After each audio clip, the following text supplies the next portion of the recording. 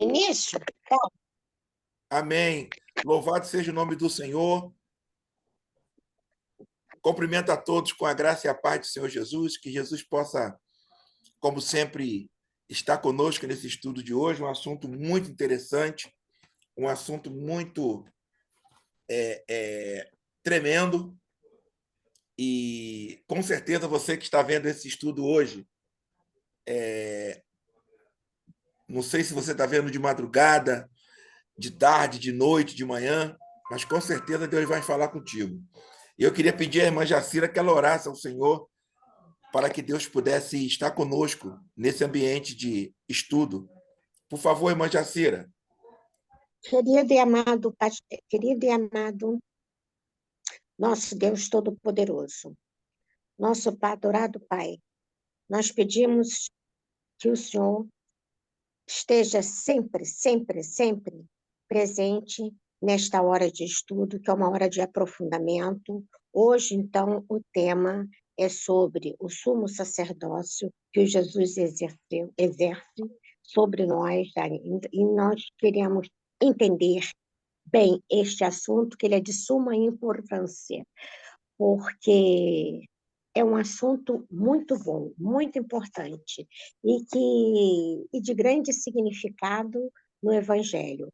Nós contamos com a compreensão que o Divino Espírito Santo nos dê bastante entendimento, inteligência, e que o pastor Wilton passe isso como ele sempre passou, com essa grandeza, com essa maneira elegante e bonita e clara de falar conosco.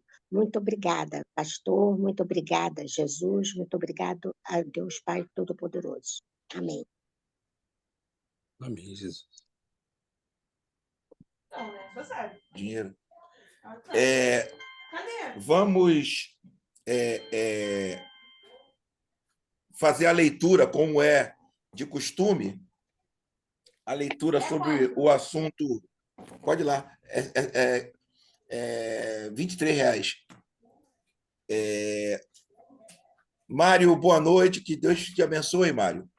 Vamos fazer a leitura do texto sagrado. É uma leitura rápida. O tema é o sacerdote que orava chorando aos gritos. O sacerdote que orava chorando aos gritos. Se você tem aí em PDF, você pode ler conosco. Sempre nos explicaram que, quando a ceia de despedida terminou, Jesus foi para o Horto das Oliveiras orar com os discípulos.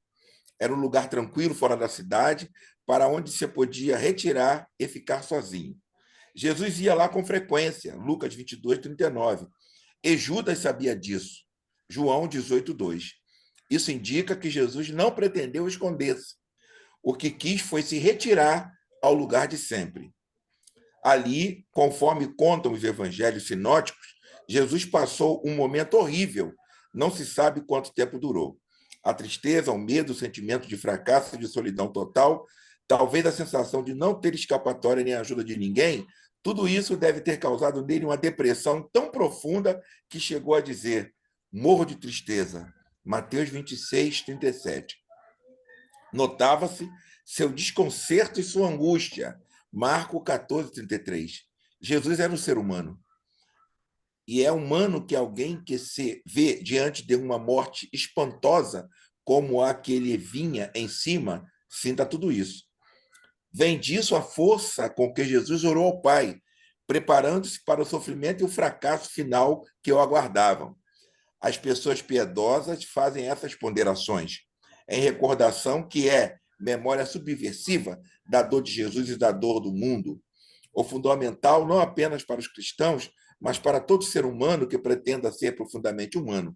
Mas ocorre que, se ficamos apenas na memória da dor de Jesus e da dor do mundo, ficamos no meio do caminho e não nos inteiramos do mais profundo que nos ensina a oração de Jesus em agonia, antes de sua paixão e sua morte. Para poder alcançar a profundidade desse episódio, temos de recordar um texto surpreendente da carta aos Hebreus. Hebreus 5, de 1 ao 10. Todo sumo sacerdote com efeito é tomado dentre os homens e designado para servir a Deus em favor deles.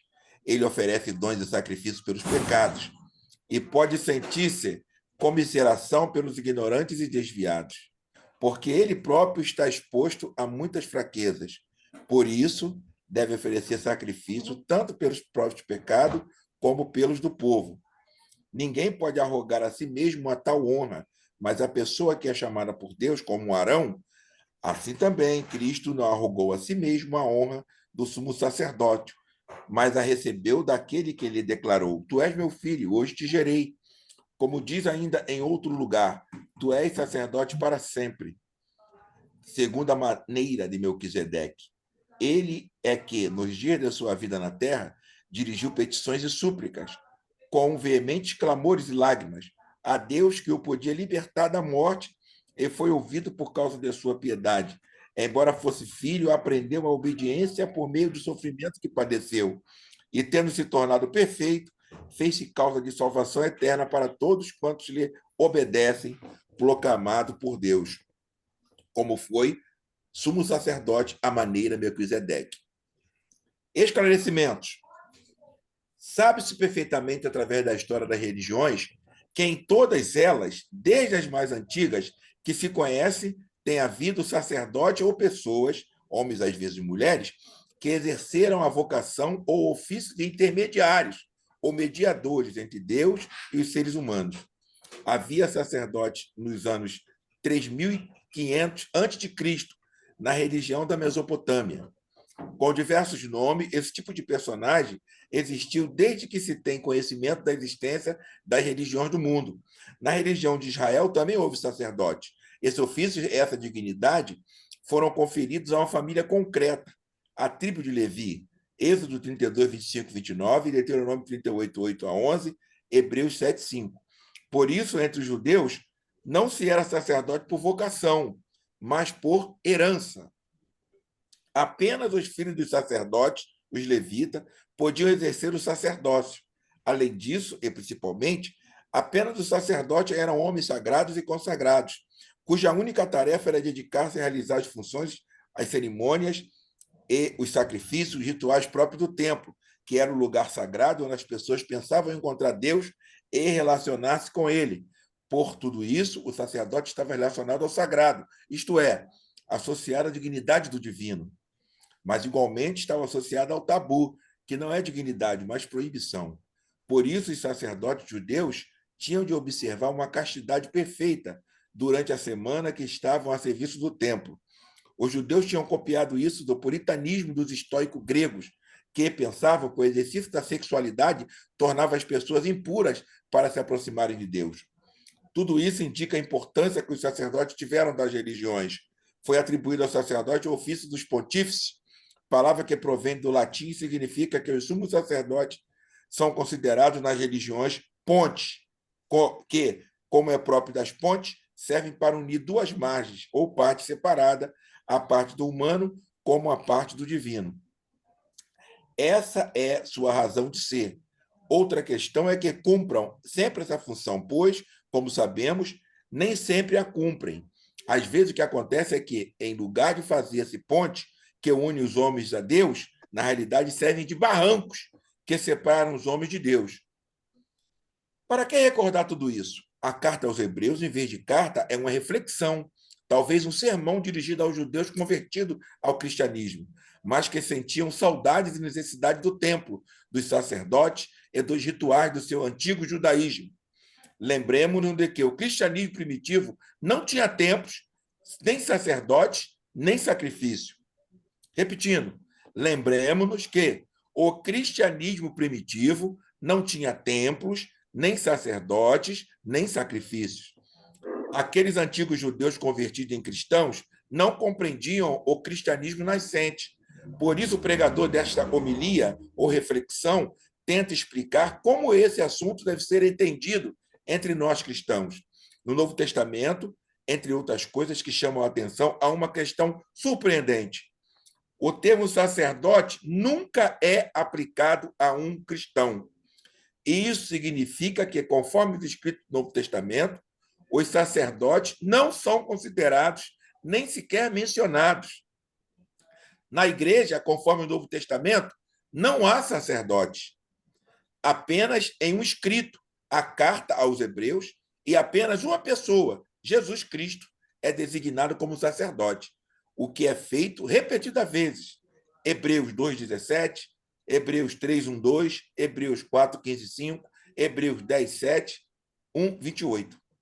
Portanto, na igreja, o único sacerdote é Jesus Cristo, e apenas Jesus Cristo. Professor, até aqui está o suficiente. Vou passar para ti, para que Deus possa te usar. Amém. Pastor, professor, um minutinho. Espera um pouquinho. Precisamente, espera aí. É evidente que uma organização religiosa que não utiliza títulos propriamente religiosos para os seus responsáveis, mas nome de cargos leigos, entende que a prática a religião de outro que pratica a religião de outro modo. Por outro lado, isso não deveria parecer-nos estranho.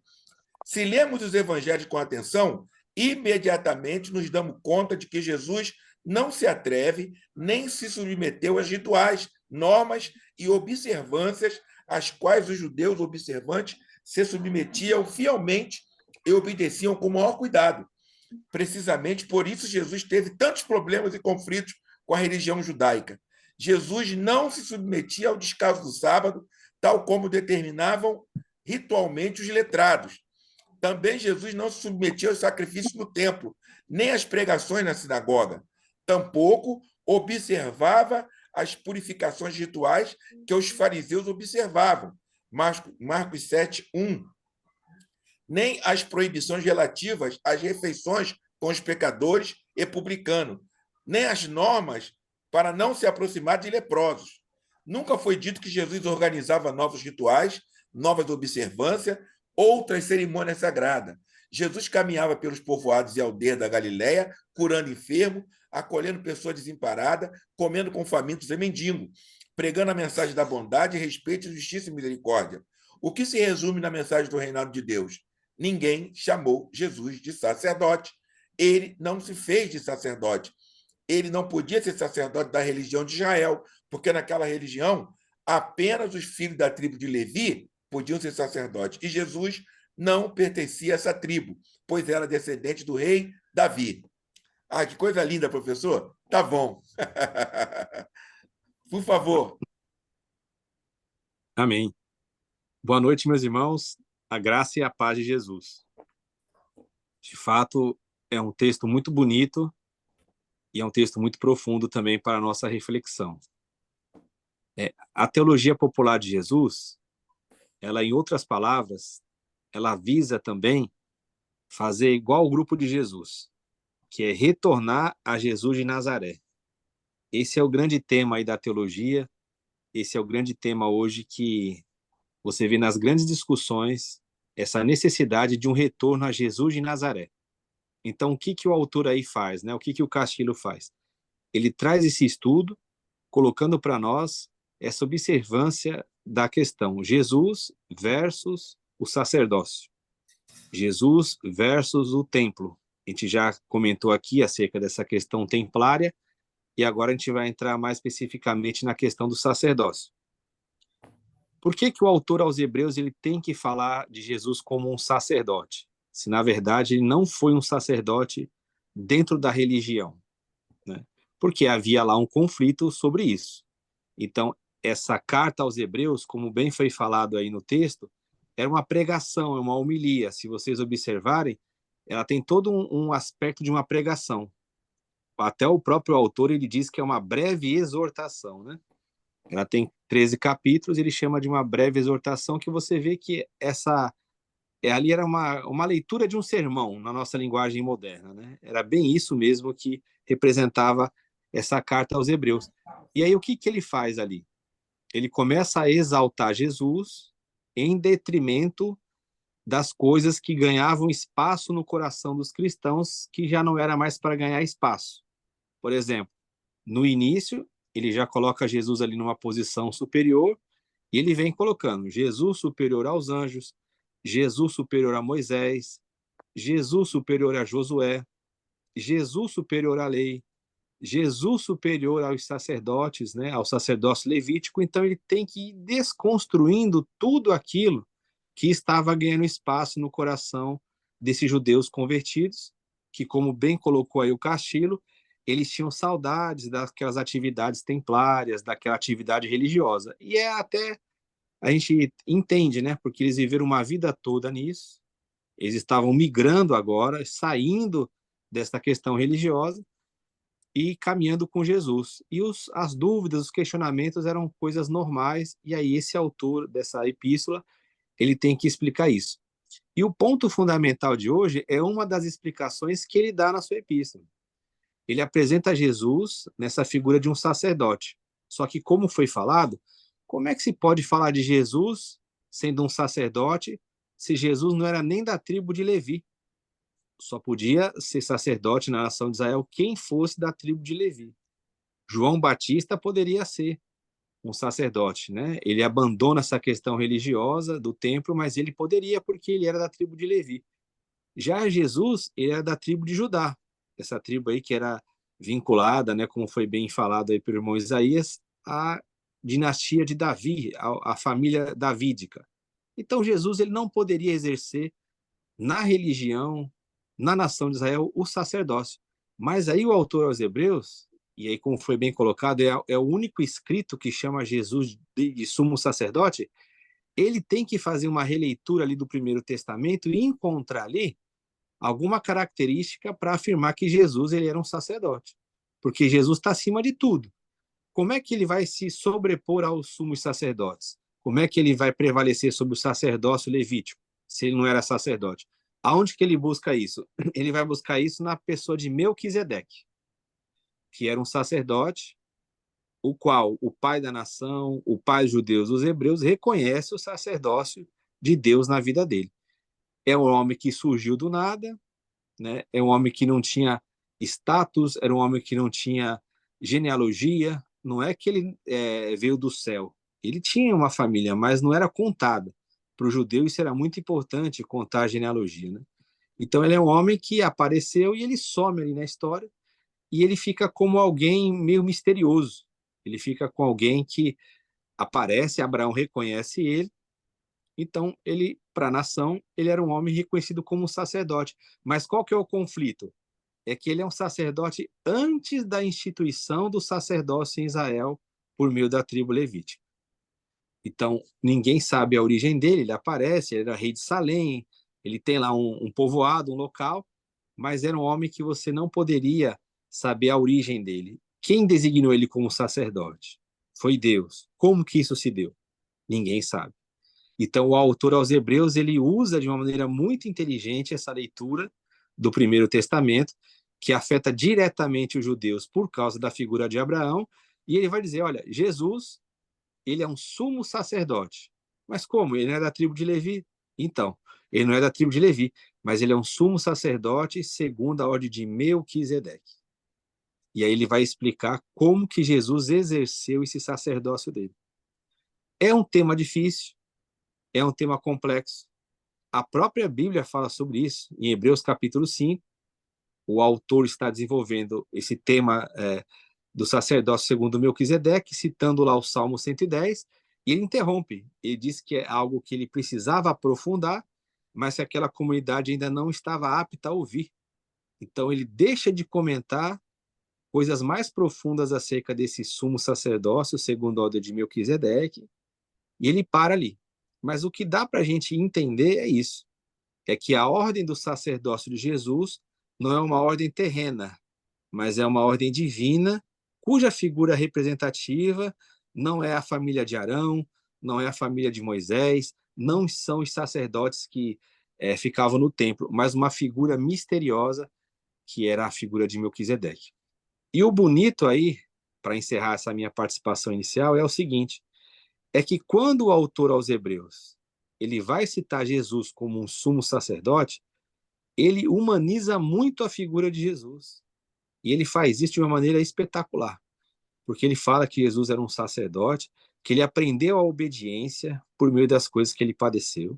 Então, veja, ele não exclui a humanidade de Jesus. Isso é importante para aquela comunidade, porque poderia atribuir a Jesus uma figura mística, uma figura, uma encarnação que não foi completa, como havia alguns pensamentos naquele momento do gnosticismo, que Jesus talvez fosse uma espécie de anjo. Então, ele designa bem claramente, no início da sua epístola, que Jesus ele é a expressão de Deus, mas, ao mesmo tempo, ele é um sacerdote, ele é alguém que intercede pelo povo, que ele chora diante de Deus e que ele sente o quê? O abandono. Ele se entrega ali naquele choro, ele com gritos, com lágrimas, é a expressão de alguém que está numa profunda angústia, né? E ele é alguém que conta com o Pai mesmo no momento mais difícil. Ele, como exemplo da comunidade, é alguém que resiste até o sangue. Qual que era o problema da comunidade ali? A comunidade estava retrocedendo, porque ela não via mais esperança. Eles achavam que, como eles estavam agora servindo a Jesus, que tudo iria melhorar. E eles estão vendo o contrário, o abandono, eles estão perdendo bens materiais, eles estão sendo presos, então eles estão tendo grandes dificuldades por seguir a Jesus. E aí, essa homilia, essa pregação aos hebreus, ela é um estímulo para que eles continuem perseverando na fé, para que eles fortaleçam as mãos, os braços, as pernas que estão cansadas, para que eles avancem como Cristo. E aí ele coloca essa figura de Cristo dessa maneira tão poderosa. Um sumo sacerdote, que ele chora, que ele grita, que ele busca o apoio do Pai. E ele acaba morrendo. Só que o fim da história não é esse. Ele agora eleva esse patamar e diz que Jesus ele não encerrou o sumo sacerdócio dele com a sua morte. Pelo contrário, ele agora ele adentra nas regiões celestiais, no Santo dos Santos Celestiais, ele usa essa figura que eles conheciam bem, ali da questão do tabernáculo, e ele fala que ele adentrou e ele oferece a si mesmo ali como um sacrifício. Então, Jesus ele não deixa de ser um sumo sacerdote. Ele é um sumo sacerdote terreno, que ele está encarnado, mas também é um sumo sacerdote celestial. Ele agora intercede pelo povo. Então, qual que é a nossa esperança? Não é uma esperança num templo, não é esperança num sacerdote humano, não é a esperança numa religião, não é a esperança em algum intercessor. A nossa esperança é uma só, é a pessoa de Jesus. Tudo que nós precisamos está em Jesus. Então nós nunca devemos esquecer. Hoje nós temos também um sumo sacerdote, que ele se apresenta diante de Deus. E não somente isso, ele nos leva a entrar nesse Santo dos Santos, porque ele abriu um novo e vivo caminho através do seu sangue. Por que que ele tem que morrer ali para o autor aos Hebreus? Porque ele tem que abrir esse caminho através do seu sangue. Ele leva na cruz os nossos pecados, ele faz a expiação e ele permite que agora a gente possa comparecer diante de Deus com ousadia, sem medo, porque o caminho está aberto através do sangue. Então você agora chega diante do trono de Deus e o que que você encontra lá? Um Deus irado? Um Deus que vai te condenar? Não. Um Deus que está satisfeito, tendo com ele quem? Um filho que intercede, que é um filho que ele exerce esse ministério celestial, esse sumo sacerdócio celestial e um espírito que dentro do nosso ser intercede. Ou seja, não tem como nós ficarmos desanimados, porque todo o caminho celestial agora está aberto, não através da matança de animais, não através da força de Moisés, não através do auxílio de anjos, não através das conquistas de Josué, não através do sacerdócio que era imperfeito, mas tudo isso na pessoa bendita do nosso Senhor Jesus, que nele nós temos toda a plenitude de Deus. Amém? Passar para o Moisés. Amém. Amém, professor, amém. Você que está chegando de novo aqui no nosso bate-papo, no nosso estudo, que é toda quinta-feira, a partir das 21 horas até as 22 horas, você agora tem a liberdade de perguntar, de expressar o que você está achando, você tem essa liberdade, tá bom? E é tão interessante esse estudo, professor, que eu estava aqui procurando um versículo que se encontra em 1 Timóteo 2,5, Uhum. e que há um só Deus, é que há um só Deus e um só mediador entre Deus e os homens, Jesus Cristo, que é homem. Sim. Esse que é homem eu poderia dizer que ele está sentado à direita de Deus Pai, corporificado, certo? Sim. Com carne e osso, ele está sentado à direita de Deus Pai hoje. Eu queria que o professor, por gentileza, falasse um pouco sobre isso. E uma outra questão, professor, uma outra questão que eu queria perguntar para o professor. Seria ignorância ou seria petulância?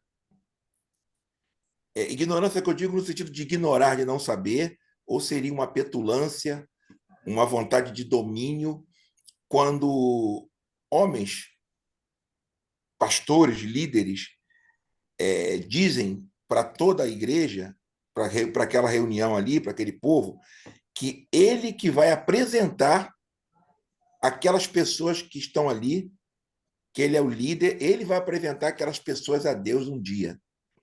Ele joga para ele essa responsabilidade. Eu já cansei de ouvir isso, que ele diz: a vida de vocês está sob minha responsabilidade. Eu não quero perder nenhum de vocês. Um homem fala, eu já vi muitos homens falarem isso. E eu queria que o professor, por gentileza, me ajudasse nesses dois pontos. Uhum. Sim, essa questão de 1 Timóteo, capítulo 2, ali o verso 5, a mediação de Jesus como homem, né? É porque é alguém que tem a autoridade de fazer essa mediação, porque ele cumpre tanto a parte celestial como a parte terrena. Então, por que há um só mediador entre Deus e os homens, Jesus Cristo, o homem?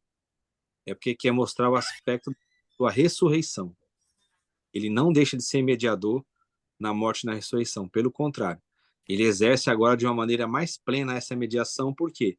Porque ele está com o corpo glorificado, ele é o homem que elevou a humanidade a esse patamar de ter a natureza divina e estar diante de Deus. Então nós nunca podemos esquecer isso. O único mediador entre Deus e os homens é o Filho de Deus, é Jesus Cristo, o homem, porque não podemos negar que hoje, assentado no trono, governando o mundo, existe um ser que ao mesmo tempo ele é Deus e ao mesmo tempo ele é homem. Isso é o grande mistério da fé cristã. Paulo vai chamar em outra passagem, né? 1 Timóteo 3,16, ele vai chamar que a encarnação de Jesus é o grande mistério da piedade. Essa questão que o irmão Moisés colocou é interessante, que é uma interpretação de um texto de Hebreus. É lá em Hebreus que as pessoas buscam esse entendimento quando se fala que um pastor ele vai apresentar as almas a Deus. Porque lá o texto fala como aqueles que hão de velar pelas almas. Então o texto ali, aí é necessário um estudo teológico mais aprofundado, porque o que nós temos diante das nossas mãos é uma tradução. Quando você estuda aquele texto de uma maneira mais apropriada, você vai ver que ali não é que esse homem ou esse grupo de homens, né, ou essas pessoas que exercem o que nós chamamos de ministério pastoral, não é que eles detêm a alma das pessoas e eles vão apresentar diante do Deus poderoso, do sumo pastor, do Senhor essas almas. Não é isso. Até porque, se você fosse olhar pelo lado lógico, vamos supor, o Isaías ele já congregou em 5 igrejas. Quem que vai apresentar ele para Deus, se fosse por isso? É o primeiro pastor que ganhou ele para Jesus? É o último no momento da morte dele? Ou é o que ficou mais tempo? Você percebe que como isso não bate, né, dentro dessa questão. O que o texto quer dizer? Ele fala assim, olha, você tem que exercer o seu ministério, vamos chamar assim, tendo o apoio de pessoas. Então, os irmãos lá, eles não devem sobrecarregar essas pessoas mais maduras, por quê? Porque elas hão de dar conta dessas pessoas a Deus. O que é isso? Esse há de dar conta não é que no dia do juízo elas vão lá e apresentar, mas não. Elas têm um trabalho diante do Senhor, né? Elas têm que orar por essas pessoas, elas têm que ensinar essas pessoas. Então, qualquer carga que eu coloco sobre eles, eu vou desvirtuar esse chamamento, essa função das pessoas. Como que eles dão conta? Eles oram, eles ensinam, eles clamam a Deus por essas pessoas. Exemplo, Atos capítulo 6 é um exemplo disso. Pedro lá recebe aquela demanda junto com os apóstolos, que tinham que resolver aquelas coisas concernentes às viúvas, né? Que estavam ali sem o mantimento cotidiano. As gregas. Era um assunto importante. As gregas. Era uma coisa importante, tinha que ser resolvido. O que Pedro faz? Ele fala, olha, vocês escolham aí 7 pessoas, né, de boa reputação, cheias do Espírito Santo e de sabedoria, e vamos encarregar eles de cuidar desses negócios. Por quê? Porque ele, junto com os irmãos, deveriam estar aonde? Se dedicando ao ministério da palavra e da oração. Esse é o sentido. Esses homens, eles têm essa funcionalidade de cuidar dessas pessoas dessa forma. E não que vai chegar no dia do juízo, eles vão chegar para Deus, eu estou apresentando aqui o Isaías, viu, Senhor? Eu cuidei dele e tal. Não tem sentido, porque se você trouxer para a prática, fica uma coisa sem sentido. Uma pessoa que ela foi pastoreada por 5 pessoas, por 5 pastores, quem que vai apresentar? Os 5 vão apresentar ela? Não tem essa apresentação, porque o que a Bíblia fala? Cada um de nós vamos dar conta da nossa vida a Deus. Então, ali é mais um problema de tradução, de entendimento, do que uma realidade que o texto apresenta. Amém. Vamos lá, gente. Oi, Maria. Eu acho que o Márcio está querendo perguntar. Por favor, irmão Márcio, meu sacerdote. Bota a fotinha lá na cruz, quem aparecer vai te apresentar. Quem o quê, Márcio? Quem o pastor que aparecer lá na cruz, você vai te apresentar. Bota a fotinha lá. Sim.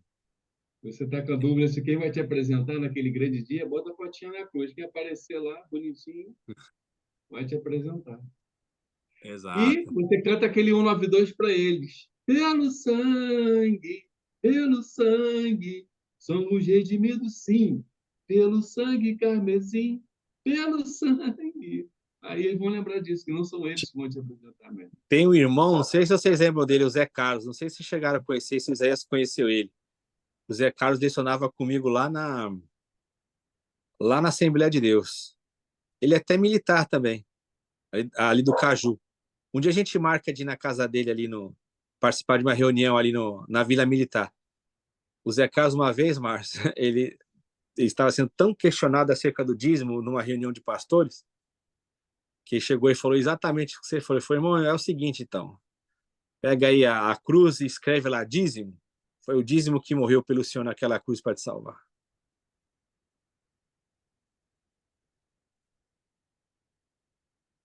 Aí você já viu o que aconteceu. Rapaz. Não é mole, não.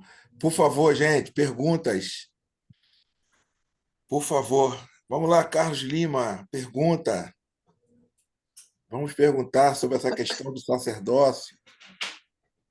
Irmãos, eu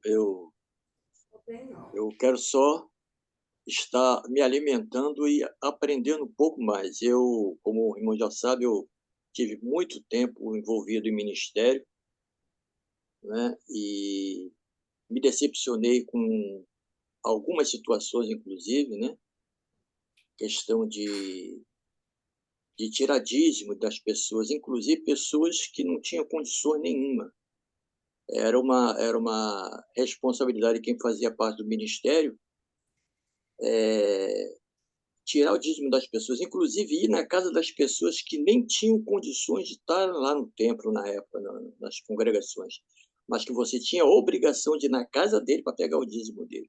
Sim. Então, essas coisas foram que me afastando aos poucos.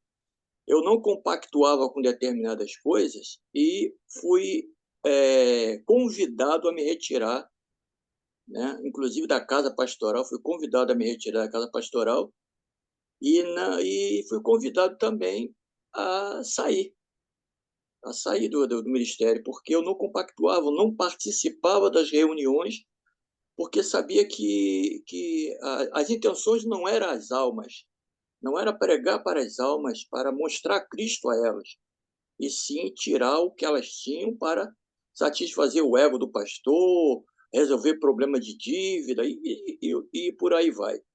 Então, isso me fez me afastar. Hoje, eu, conversando com o Isaías hoje, né, lá na oficina do meu irmão, nós conversamos um pouquinho a respeito, E hoje eu não sinto, na realidade, necessidade nenhuma de estar envolvido em ministérios. Esses ministérios, inclusive eu, me converti na Assembleia de Deus em Madureira, ali que eu fui batizado na época.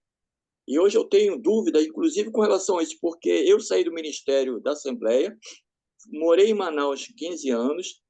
Lá em Manaus eu participei um tempo com a igreja Assembleia de Deus. Depois eu fui para outro ministério chamado Igreja de Deus no Brasil, que é uma igreja, ela foi oriunda da Igreja Batista, e eu tive que me batizar de novo. Me batizei na Assembleia, eu era obrigado. Aí eu fico pensando, o batismo de Cristo, como diz a palavra, foi na cruz. Nós fomos batizados na cruz. Então, o batismo em águas, na minha maneira de pensar, ela é coisa que acontecia na lei. Era João Batista batizou, Jesus nunca batizou ninguém. O apóstolo Paulo, inclusive, fala que algumas vezes ele chegou a batizar, mas que não era função dele batizar ninguém. Então, o batismo era da lei. Ela não pode estar inserida hoje na dispensação que eu acredito que vivo hoje, que é a graça, que é a misericórdia. Então, o meu batismo foi na cruz, quando Jesus disse lá na cruz, Tetelestai, está consumado. Né? Então, o meu batismo foi ali, e eu creio nisso, e eu quero aprender, quero continuar me envolvendo no aprendizado, porque é importante, Amém. e algumas dúvidas a gente vai tirando do nosso coração. Muito obrigado Amém, pela Carlos. participação. Obrigado, Amém, obrigado. Carlos. Muito boa a tua participação. Então, eu queria passar para o professor Wilton essa questão que ele colocou. A questão do batismo, não é isso? A questão do batismo é interessante, porque isso tudo está envolvido no sacerdócio, né? Dentro do Sim. nosso tema, a questão do batismo, a questão da lei e da graça, realmente a graça ela começa agora, na morte de Jesus, ou Caim foi participante da graça, Davi participou dessa graça, e que graça é essa? Graça salvífica? Por favor, professor. E muito Uhum. obrigado, Carlos, pela sua participação. Obrigado. Eu agradeço. É bem interessante isso que o irmão Carlos colocou, né? Esse batismo que ele citou é um batismo pouco pregado, que é o batismo na cruz, batizados em Cristo. Por exemplo, Romanos capítulo 6 fala desse batismo, né? Colossenses, mas parece que as pessoas elas abandonaram isso de você estar crucificado com Cristo, ser batizados em Cristo na cruz. Talvez alguns até falam que esse seja o principal motivo de não haver verdadeiras conversões, né? Porque a pessoa não entendeu o que aconteceu na cruz. Ela só prega uma parte da mensagem, que ela diz assim: Jesus morreu em meu lugar, é o sacrifício vicário. Mas fala amém. Isso é verdade? É, mas não é toda a verdade. Não foi somente Cristo que morreu naquela cruz. Ele nos levou a morrer com ele lá. Né? E a linguagem paulina é essa: batizados em Cristo, é na sua morte. Fomos batizados na sua morte para que nós ressuscitássemos com ele. Né? Então só pode ter um novo nascimento, a novidade de vida, quem morreu com Cristo e ressuscitou com Cristo. O autor aí, a carta aos Hebreus, ele chama de rudimentos, né? Essa questão dos batismos, lá em Hebreus capítulo 6. É algo interessante no debate, né? A funcionalidade do batismo hoje, se esse batismo em água é necessário. Então, é uma discussão interessante, né? Porque era uma prática, da onde que ela veio? Começou com João Batista, os essênios já praticavam, no Primeiro Testamento há relatos. É uma questão ampla, eu acho que é uma questão interessante para o debate. Não é uma questão... você pode ver que às vezes tem os extremos dos dois lados, né? O irmão Carlos, eu vejo que ele não é um extremista, mas tem extremos dos dois lados. Tem gente que fala quem se batiza está no velho rudimento e não tem parte com Cristo, e o outro diz que quem não se batiza não tem parte com Cristo. E como ele bem citou, o apóstolo Paulo, ele fala, eu fui chamado para evangelizar, se eu batizei alguém, eu nem lembro, eu batizei alguns aí da família de Cleófas, né, mas eu não lembro. Ele não atribuía tanto valor como a gente coloca nesse rito batismal. É um debate, é uma questão interessante que a gente pode até um dia trabalhar isso, né? os prós e os contras de cada versão, isso é bem interessante. E o outro assunto que ele comentou, o que você queria falar, Isaías? O que era? Era o batismo.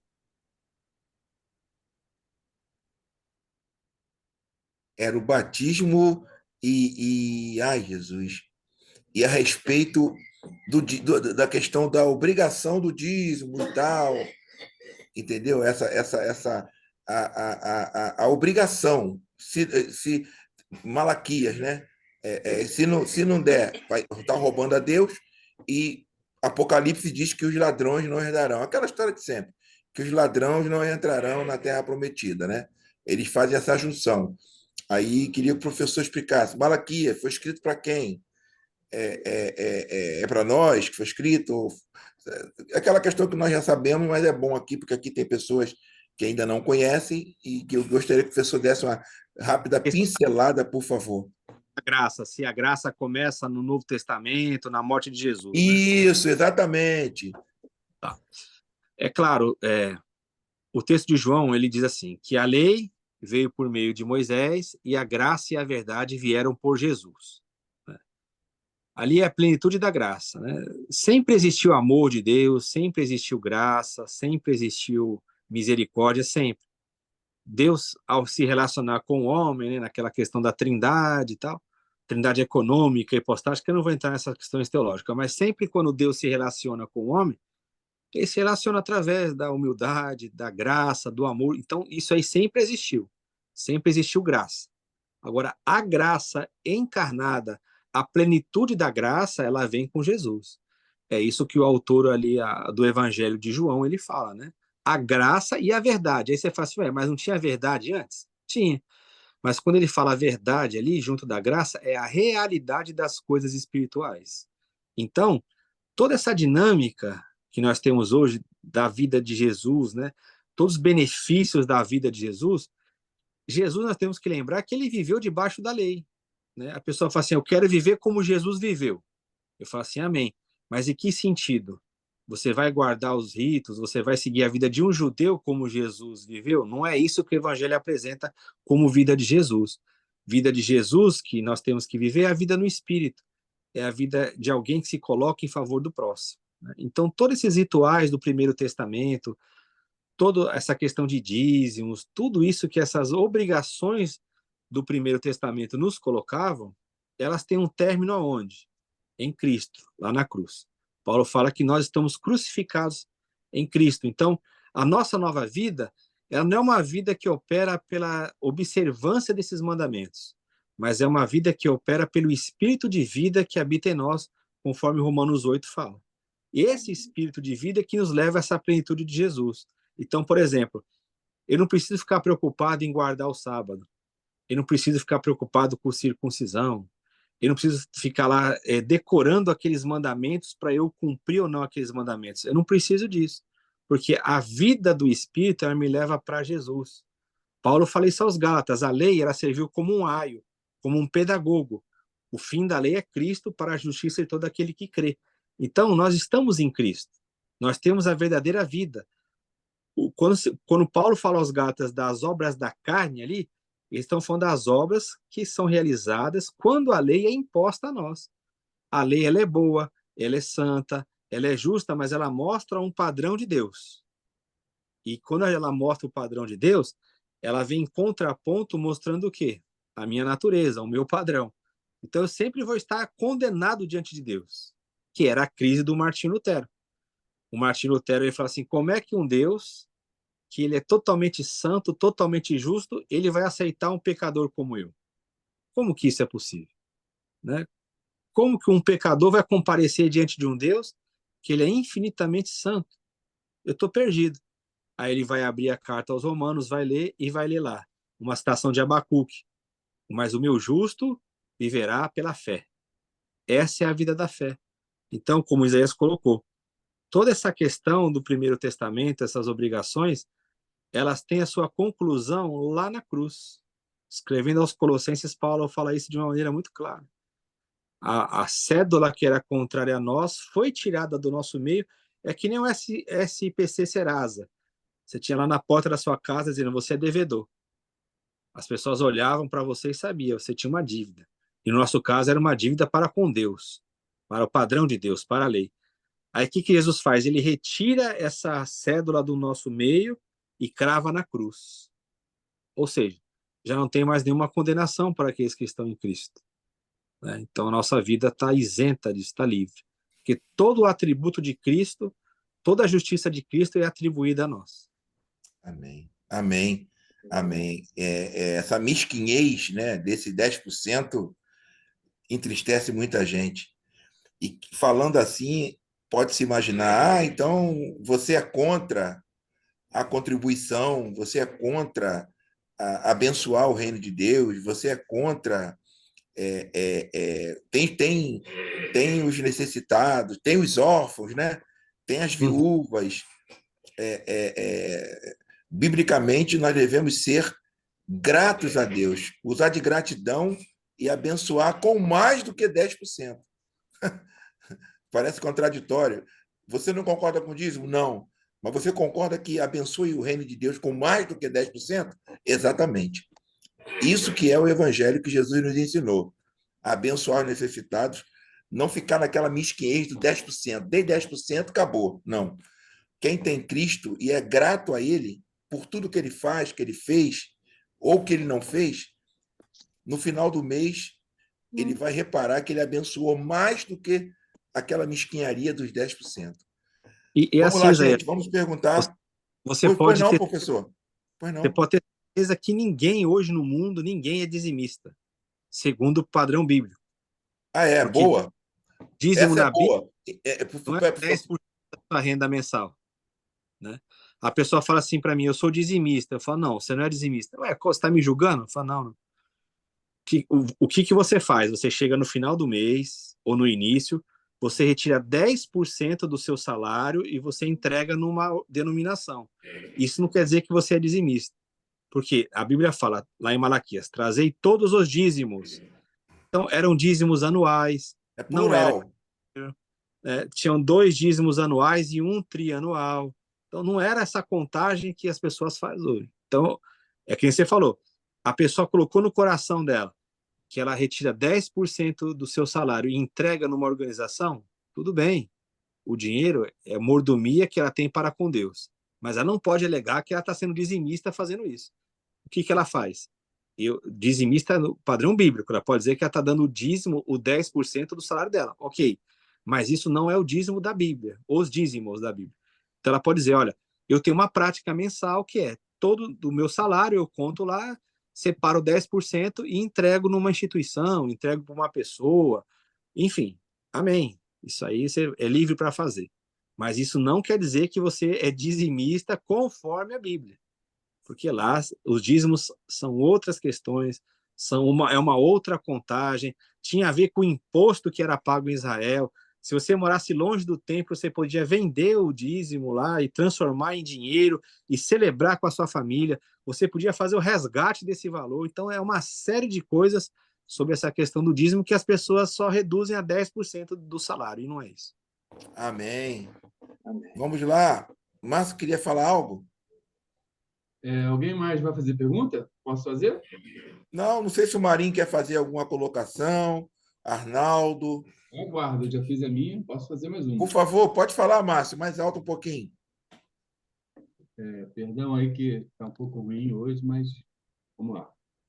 Pastor, hoje o que faz sucesso é o sacerdócio ritual ou existencial? E qual deles dois nos une a Deus? Uhum. A Bíblia, ela nunca, no Novo Testamento, né, como foi falado, ela nunca fala de um sacerdócio individual a não ser Cristo. Ela vai falar de um sacerdócio coletivo. Nós somos o sacerdócio real, né? A nação santa. Então, e o Apocalipse fala que todos nós somos sacerdotes diante de Deus. Então, esse sacerdócio, ele é vivencial, experiencial, ele é na vida. Ele não é ritualístico, porque não tem mais. Todos nós somos sacerdotes. E olha só, se você pegar um católico, né, você até entende, porque o católico ele vai pela tradição. E a tradição apresenta essa questão do sacerdócio. Ok. Mas o protestante, ele jamais poderia ter conflito com isso. Por quê? Se ele segue a linha do Martinho Lutero, qual que era uma das principais doutrinas da Reforma Protestante? O sacerdócio universal de todos os crentes. O Lutero insistia nisso. Ele falou assim, não precisa ter, não tem sacerdócio que me leva diante de Deus. Todos os crentes são sacerdotes, segundo o Novo Testamento. Por isso que virou essa doutrina, o nome, né? O sacerdócio universal de todos os crentes. Então não tem um crente que prevalece sobre outro como sacerdote. O nosso sumo sacerdote é Cristo. E todos nós somos sacerdotes. É um sacerdócio coletivo, onde cada um exerce uma funcionalidade. Então, eu não posso ser um mediador entre o Márcio e Jesus. Eu não posso ser. O que as pessoas estão fazendo hoje, Márcio? Trocando a linguagem. Eu tenho que formar discípulos. Discípulos de quem? Meu. Não, não é seu. Não, a pessoa. Eu vi claramente esse dia um pastor aí falando isso. Eu falei, meu Deus, esse homem tá. Ele foi iludido. Ele não pensava assim, agora ele está iludido. Ele falou assim: aqui as pessoas elas têm até que gostar da roupa que eu gosto. Tá vendo aquele irmão? Ele ligou para mim perguntando qual a roupa que eu iria hoje, porque ele queria se vestir igual a mim. Isso é fazer discípulo. Eu falei, não, não é discípulo. Nós temos que fazer discípulo de Cristo. Não é meu discípulo. Eu tenho que levar essa pessoa para Cristo. Ela tem que se parecer com Cristo, não comigo. Então, dentre esse abandono, Márcio, dessa questão que você falou do sacerdócio vivencial, experiencial, coletivo, o que a gente está vendo? Cada vez mais retrocedendo ao padrão do Primeiro Testamento. Tanto é que, qual que é a base bíblica que eles falam? Está na Bíblia. Aonde? Primeiro Testamento. Fala, não, irmão, isso aí não vale mais. Você chama aquele local ali que as pessoas se reúnem de altar. Você começa a fazer essa divisão, conforme o Castilho falou aí. O clero e os leigos. Não tem isso no reino de Deus. Um grupo que é do clero, outro que é dos leigos. Esse negócio de que eu tenho uma visão, Deus comunicou essa visão para mim e vocês têm que estar debaixo da minha visão. Não! A gente tem que estar debaixo do encabeçamento de Cristo. Então você vai vendo que isso aí é uma praga que está se instalando e está ganhando por quê? Porque isso faz uma lavagem cerebral na mente das pessoas. Você coloca o medo, que se você me desobedecer, eu sou ungido de Deus, eu tenho a visão de Deus, e se você não estiver debaixo da minha visão, você vai estar amaldiçoado. Aí você vê... Da minha autoridade. A questão da autoridade, isso aí. Autoridade delegada por Cristo. Exato. Só a graça. Vamos lá. Pergunta. Então, vamos lá. Boa noite a todos. Boa noite aí. Que Deus abençoe a todos. Boa noite, Marinho. Boa noite, pastor Wilton. Boa noite, Márcio. Boa noite, Carlos. Boa noite a todos. Tá? Que Deus abençoe a todos. Tá? É um grande prazer estar participando. Isso aí eu agradeço primeiramente a Deus, claro, né? E agradeço a contribuição de todos aí. Aproveitando ali que falou do dízimo, é sempre bom a gente perguntar ao pastor sobre essa parte de Mateus 23, 23, porque é legal, já que ele comentou, eu acho legal essa pegada aí do pastor falar sobre essa passagem aí, Mateus 23, 23. Já que foi comentado sobre... Beleza, Marinho. Valeu, show. Boa pergunta, hein? Boa pergunta. Então, olha que legal. A questão conceitual, né? A gente fala assim, Mateus 23, 23, não está no Novo Testamento? A gente fala assim, está no Novo Testamento, porque eu abro a minha Bíblia, tem lá Antigo e Novo Testamento. Mas isso é uma questão conceitual, porque, como eu falei, Jesus estava vivendo ainda sob a lei. Então, quando ele fala com os fariseus acerca do dízimo, ele não tinha morrido ainda. Então, eles viviam naquele ambiente do judaísmo, eles tinham a questão do imposto nacional de Israel, tinha que levar para o templo, sim. Aí, o que ele está criticando? Ele está falando, olha, vocês estão dando o dízimo das coisas mais assim, inferiores e estão esquecendo do principal. Então, entregue lá o dízimo que você tem que entregar, os dízimos, mas não esqueça do principal. Então, Jesus ele não foi contra os dízimos ali, por quê? Aquilo fazia parte da estrutura religiosa. E Jesus estava debaixo da lei. É Novo Testamento no sentido literário da Bíblia. Agora, quando que o Novo Testamento ele passa a entrar em vigor? é aquele texto que a gente cita na ceia, né? O que o pessoal chama de Santa Ceia. A nova aliança no meu sangue. Então, quando que a nova aliança começa a entrar em vigor? Com o derramamento de sangue, com a morte de Jesus. O fiador ali morre, né? Aí a nova aliança, né? É até uma palavra até incorreta chamar de nova aliança, para quem estuda sabe disso. Porque entra em vigor o quê? Uma nova criação, né? O apóstolo Paulo fala que quem está em Cristo é uma nova criação, não é nem uma criatura. O velho mundo passou, as coisas agora são todas novas. Então, em Jesus ali, ele não estava indo contra essa entrega por meio dos fariseus, ali é um debate com os fariseus, mas ele estava indo contra a subversão de valores. Eles valorizavam as coisas mínimas e esqueciam das principais. Mas ali, claro, era um ambiente judaico, o templo ainda existia. Tinha que levar o imposto para lá e tal. Nova Aliança, Novo Testamento, não tem nenhuma ordenança com relação a isso. O padrão que Paulo coloca, o que é? Segundo a prosperidade de cada um, separa ali no primeiro dia da semana, né? 1 Coríntios 16, 2 Coríntios 7 e 8. Então ele fala, olha, segundo a prosperidade de cada um, né? Separe aí um valor que você tiver para ajudar os mais necessitados, ajudar os irmãos. Por que que não era para ajudar a construção de templo? Porque não tinha templo, não tinha salário ali estabelecido, né? Tinha irmãos que eram mais necessitados que outros. Tinha um momento que a igreja de Jerusalém, a gente tem que sempre fazer a leitura temporal da Bíblia, né? Tinha um momento que a igreja de Jerusalém não tinha necessidade de nada, porque eles venderam tudo, distribuíram entre os irmãos, aí fala que não havia necessitado algum. Mas essa mesma igreja lá na frente, ela vai ter necessidade. Então, olha que coisa interessante. Num primeiro momento, não tinha necessidade. Eles venderam tudo. Por quê? A cidade vai ser destruída. Jerusalém vai ser destruída. Jesus anunciou. Então, eles esperavam a destruição para uma coisa rápida. Então, para que eu vou ter casa? Para que eu vou guardar o dinheiro? Vai ser destruído. Tem irmão que está com necessidade. Aí as pessoas apresentavam a necessidade, eles traziam o dinheiro lá aos pés dos apóstolos e fazia essa distribuição. Então não tinha necessidade alguma. E depois, o tempo foi passando. Foi passando, foi passando. Aí veio uma grande fome no mundo. Sem a destruição do templo ainda, sem a destruição da cidade. Aí as igrejas mais pobres começaram a ajudar os irmãos de Jerusalém. Olha que interessante, né? Você tem que saber viver como Paulo disse. No momento que você tem a fartura e no momento que você tem a escassez. Então, a questão de dízimos, né? Ela não tem uma obrigatoriedade no Novo Testamento. E mesmo que tivesse, não é só 10%, como eu estou dizendo. A pessoa confunde entregar 10% do salário dela numa instituição com os dízimos que a Bíblia fala. A Bíblia fala de dízimos não somente em Malaquias. A lei toda fala, Deuteronômio, Levítico. Então, o estudo sobre os dízimos ele é bem amplo, porque ele tem uma série de características, né?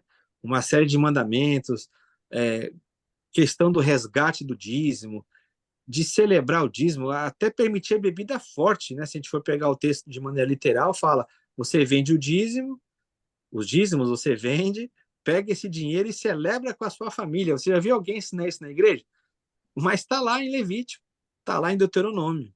Então, simplificar o assunto de dízimos em que, olha, você tem que dar os dízimos. O que é dízimo, então, irmão? 10% do seu salário. Você tem que trazer todo mês 10%. Isso não é dízimo segundo a Bíblia. É evidente que onde há um testamento, é preciso apresentar provas da morte de quem o fez. Sim, porque um testamento só tem valor depois da morte do que o fez. Enquanto este vive, o testamento não tem valor nenhum.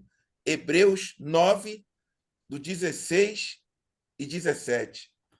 Está dizendo aqui que o testamento, o Novo Testamento só foi válido, que é o Segundo Testamento, só teve validade depois da morte do testador. Quem era o testador?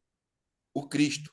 E Marinha é do direito, ele sabe muito bem disso, que o testamento só vale depois da morte do testador. Hebreus 9 fala sobre isso. Por que esses temas eles estão todos em Hebreus? Porque é uma coisa lógica. Você imagina, eles estão vindo daquela prática judaica. Então, assim, o texto aí, capítulo 8 e 9, vai dizer o seguinte, ó, o velho está passando. Defeituoso. É O novo tá... defeituoso. Porque você imagina o conflito que tinha na mente deles ainda. Por que tem que falar de Jesus como sendo o sacrifício? Eles estão vendo o pessoal no templo sacrificando direto. Você imagina, você tinha essa prática. Agora você não tem que fazer mais? Será que eu estou certo em abandonar essa prática? Tá matando o bicho lá direto.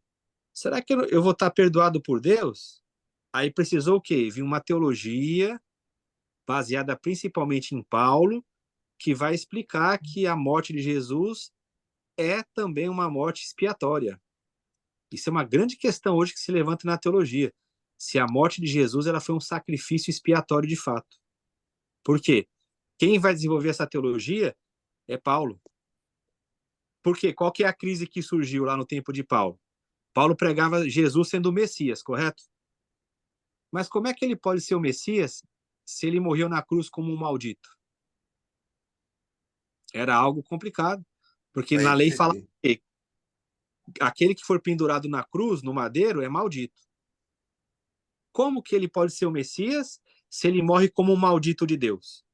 Aí é Paulo que vai desenvolver essa teologia, que ele vai dizer o seguinte, olha, de fato ele morreu na cruz como um maldito, mas por quê?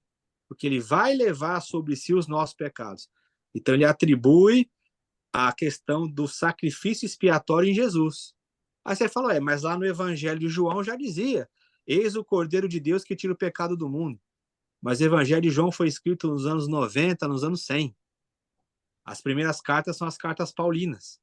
Então você vai ver que quem desenvolve essa teologia é Paulo. Carta aos Gálatas é a maior exposição disso. O que está tendo na igreja? Judaizantes. Então Paulo tem que explicar, falou, Jesus de fato ele morreu como maldito, mas ele se fez maldição em nosso lugar, porque ele estava sendo combatido nisso. Ele é Messias, como é que ele vai morrer como maldito naquela cruz? Então é como você explicou.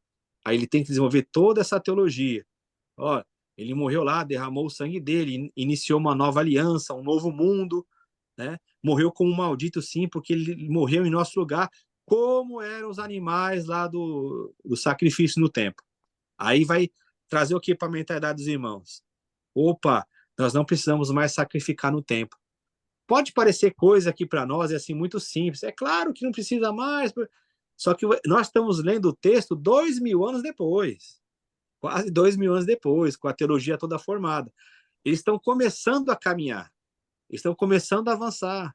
Então você imagina, eu não preciso mais sacrificar. Tinha até irmão que ia sacrificar, tinha irmão que queria a circuncisão, tinha irmão que queria seguir a prática judaica de novo, porque está vendo ali os familiares, está vendo todo aquele pessoal fazendo isso.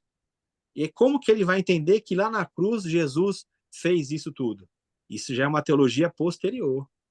Então, é claro que a comunidade aos hebreus, eles estão com dúvidas violentas, assim como todas as comunidades tinham. A gente não tem por quê? Não tem entre aspas, né? Porque o texto já está escrito para nós depois. A gente já pegou a história, o bolo feito. Mas eles estão vivendo a história lá. Então começa a questionar, fala, mas então, o que tem que fazer? Lá em Atos 15, eles têm que fazer um concílio ainda. Lembra? Ó, tem gentil que está vindo para a igreja. Está convivendo com o judeu. E agora? Aí tinha judeu que falava, não, você tem que passar pela circuncisão. Você tem que fazer a dieta nossa aqui.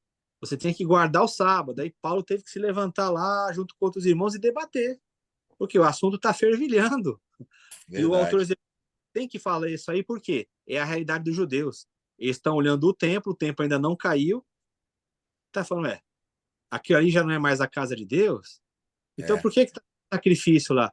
Ele é um sacerdote, eu tenho que obedecer ele é o principal da religião. Aí o autor tem que falar, não, olha só, o sacerdócio de Jesus é outro, não é aquele. Então, imagina, o É. trabalho que a comunidade teve. Professor, é muito interessante o que você está falando. E é muito fácil criticar Exato.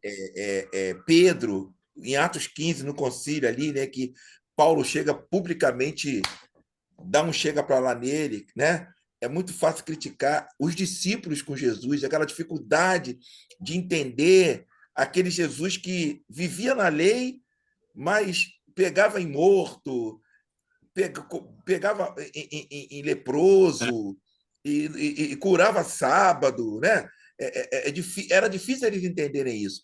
E hoje, professor, hoje, quem tem essa iluminação que o Espírito Santo dá, dessa nova aliança, desse evangelho de libertação e de liberdade em Cristo, tem que ter também um carinho, um entendimento e um amor a muitos irmãos evangélicos que ainda vivem em cima de julgos, Sim. ainda vivem em cima de leis, ainda vivem em cima de dogmas, de tradições dentro do sistema religioso, que se ele não for, ele não, e ele vive naquela, eu tenho que ir a pastor, eu tenho que ir a diácono, como se fosse o quartel. Então, nós temos que ter hoje, como Jesus teve com aqueles que ignoravam, né? Que ele veio. Então, hoje o cara fala que isso aqui é altar, o altar é santo. Vê um irmão falando isso, esse aqui é altar. Eu já vi gente tirar o sapato para pisar no altar, no púlpito da igreja. Aí você chama o irmãozinho e fala: irmãozinho, altar, né? Isso aqui não é altar, não. Isso aqui é um tablado, isso aqui é o púlpito. Altar era na época do templo, que foi destruído, que tinha sacrifício. Na nova aliança não tem altar. Ah, eu vi o pastor em Macaé, tá virando bagunça. O que foi em Macaé? O cara consagrou só impor nas mãos. Não derramou óleo. Aí você, não, irmão, esse negócio de óleo acabou. Na nova aliança, você viu alguém ser consagrado ao santo ministério com óleo? Você viu alguém? Ou só no Primeiro Testamento? Aí o cara fica assim, não, dá aquele bug. Aí você tem que olhar e falar: amém, irmão. Pode continuar. Amar um irmão desse. Até que o Espírito Santo possa tirar a venda dos olhos dele, como não sei, você vai me ajudar, professor, que disse que nós temos que pregar para os evangélicos. Evangélicos pregando para os evangélicos. Quem falou isso? David Wilker. David Wilker. Exatamente. Por favor. Ô, Isaías, tem algumas perguntas aqui, né? Por favor, professor, pode me ajudar? A irmã Patrícia colocou: pastor, Jesus bebia vinho? Sim, era vinho. Tem todo um debate aí se era um vinho diferente do nosso, tal, né? Mas o texto lá fala a palavra vinho, sim. Era vinho. Aí ela fala: então eu vou beber. Então, não se embriague. Não se embriague. Olha lá. E uma outra questão que é interessante que o irmão Mário colocou, que é a seguinte, ó. A paz, irmão, eu sei que não tem muito a ver com o tema, mas tem sim. Poderia me dar uma breve explicação sobre a obrigatoriedade de se frequentar uma igreja, um templo? Legal. Então, irmão Mário, é tudo uma questão de definição, né, que a gente fala aqui. Para usar a palavra semântica, vamos falar, é uma questão de definição. Por exemplo, quando se fala de igreja, o que as pessoas imaginam? Que é o local de reunião que as pessoas vão. O edifício, uma casa, tal. A gente chama aquilo de igreja ou de templo, né? Mas, na verdade, no Novo Testamento, o que é a igreja? Né? O que é o templo? Somos nós, como igreja. Nós somos o corpo de Cristo. Então, a pergunta é bem propícia. Não existe obrigatoriedade de nós irmos nesses locais. Não tem, porque ali não é templo, ali não é a casa de Deus, ali não é igreja, nada. A igreja é o corpo de Cristo. Agora, qual que é a bênção? É nós nos reunirmos como igreja, conforme nós estamos fazendo aqui. Aqui é uma reunião da igreja. Os membros do corpo de Cristo estão reunidos aqui. Então, não importa se eu me reúno numa casa, numa empresa, num local como esse, alugado, tal. Se eu me reúno como igreja lá, é bênção. Tem a funcionalidade de cada um, tal. Ok. Quando se trata de denominação, hoje eu até respondi uma pergunta para um irmão sobre isso, é o seguinte: toda denominação tem um nome. E todo nome tem um CNPJ. E todo CNPJ está atrelado a alguém. Então, esse alguém do CNPJ, ele é o dono. Não adianta eu falar de maneira diferente. A pessoa fala, não, mas na minha é diferente. Não é. Tem um nome, tem um CNPJ, tem alguém que responde por aquilo, é o dono. Ele é o responsável. Ah, mas existe igreja que se reúne sem nome, sem CNPJ? Existe. Existem igrejas que se reúnem livremente. Hoje nós vamos reunir na casa do irmão Isaías. A gente se reúne lá. hoje na casa do irmão Márcio. É a igreja que está se reunindo. Ela não tem nome denominacional, porque Jesus não estabeleceu nenhum nome. Ele não mandou botar nome de nada. Aí as pessoas foram criando esse nome. E é o que eu digo. Se é algo legalizado, por trás desse nome tem um CNPJ. E lá no CNPJ vai ter alguém responsável, né? Então, tem alguém que é dono. E se você tiver numa denominação, você vai ter as regras que você vai ter que seguir. É simples. Ah, mas eu não concordo. Então, não vá. Agora, se você está lá, se você aceita aquilo ali, você é parte daquilo. Ah, mas eu vou lá para mudar, eu vou lá. Não existe isso. Se você está tendo oportunidade de ensinar tudo, ok, continue ensinando os irmãos. Mas tenha sempre em mente, a denominação em si, ela nunca vai mudar.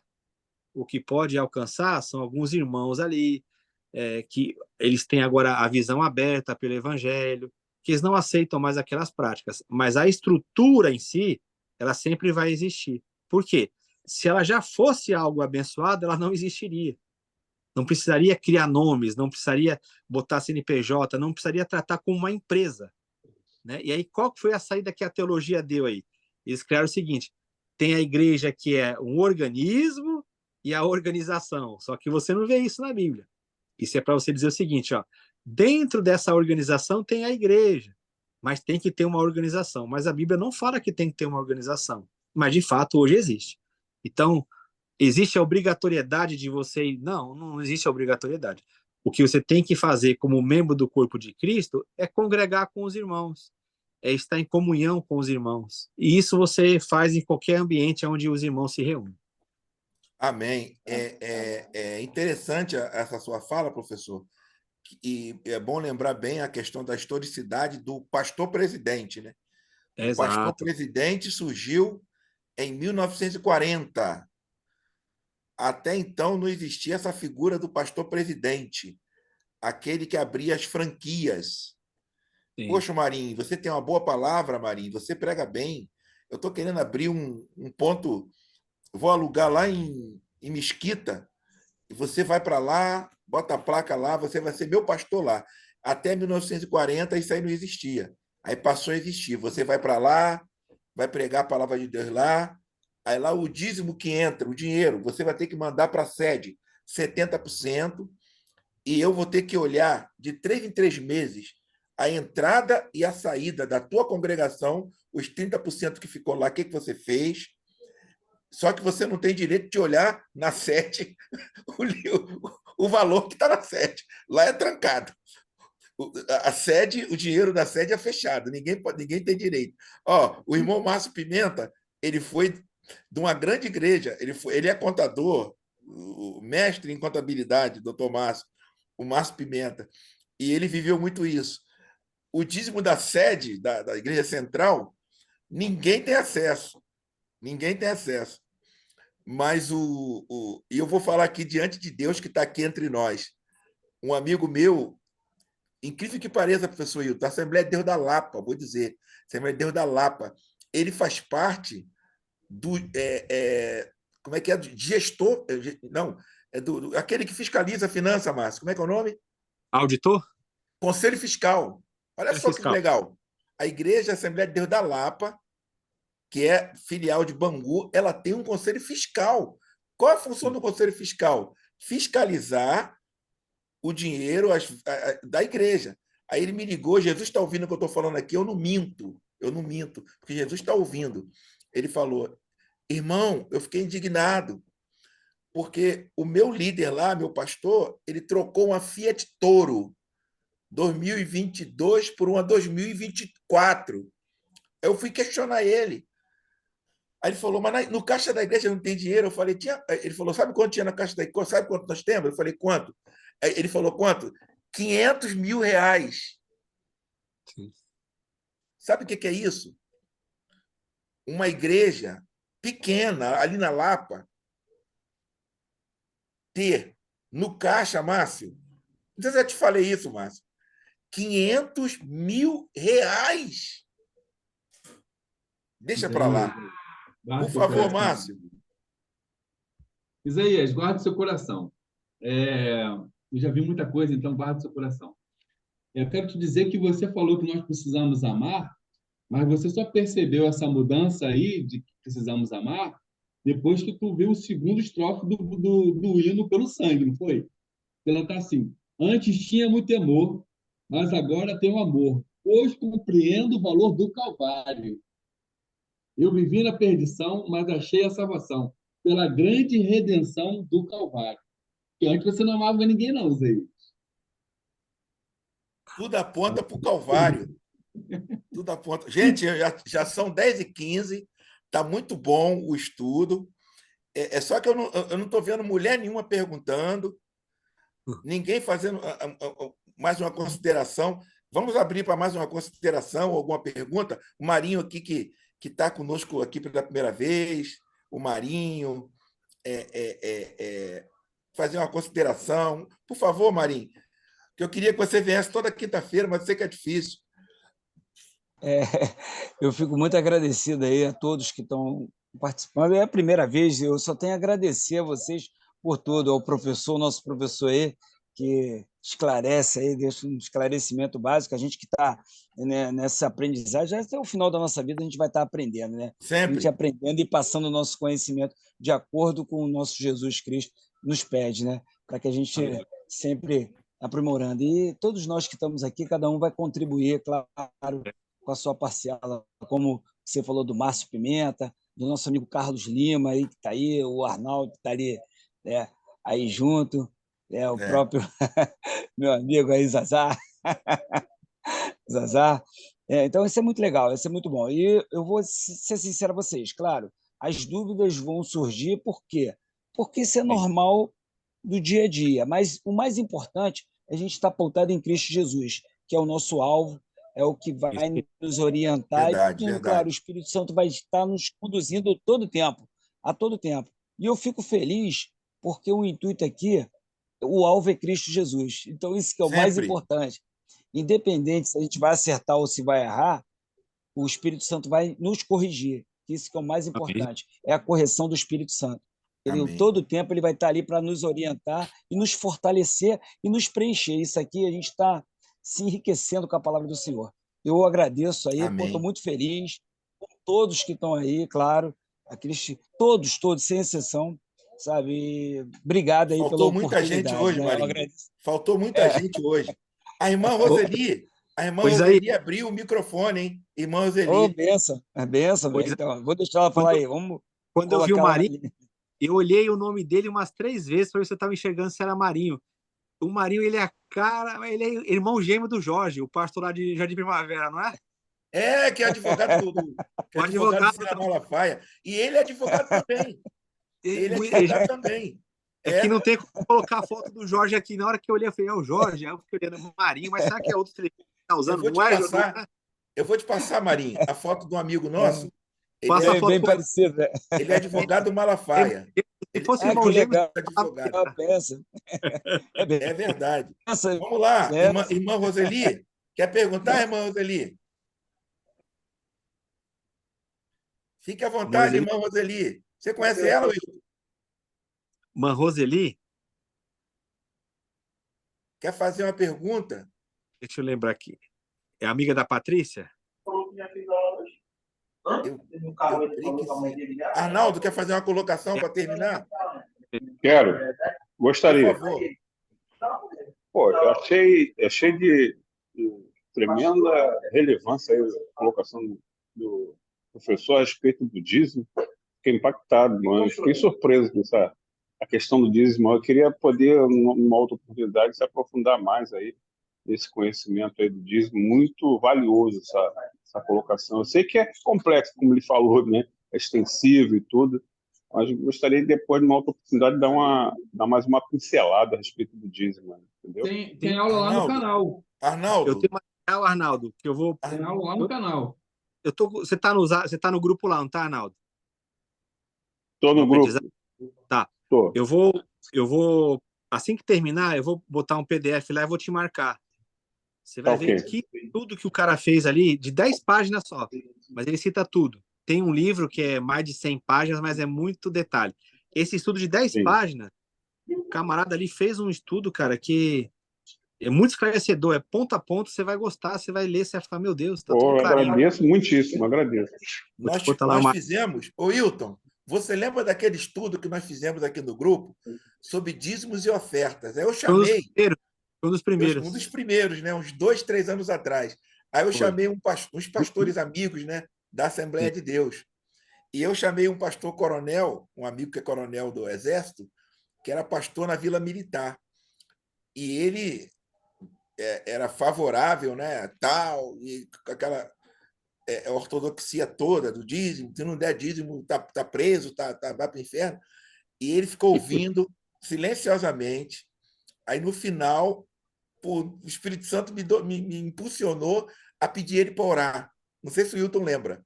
Sim. Pedi, coronel, você pode orar, por favor, meu pastor? Aí a oração dele foi assim: Senhor, muito obrigado por tu ter me trago até esse lugar, Espírito Santo. Quanto tempo eu vivi na ignorância. Olha, Meu Deus. tu lembra disso, Cara, Hilton? Lembro. Lembra? Ele falou, Lembro. Senhor, quanto tempo meu eu Deus. vivi na ignorância, Senhor. Foi.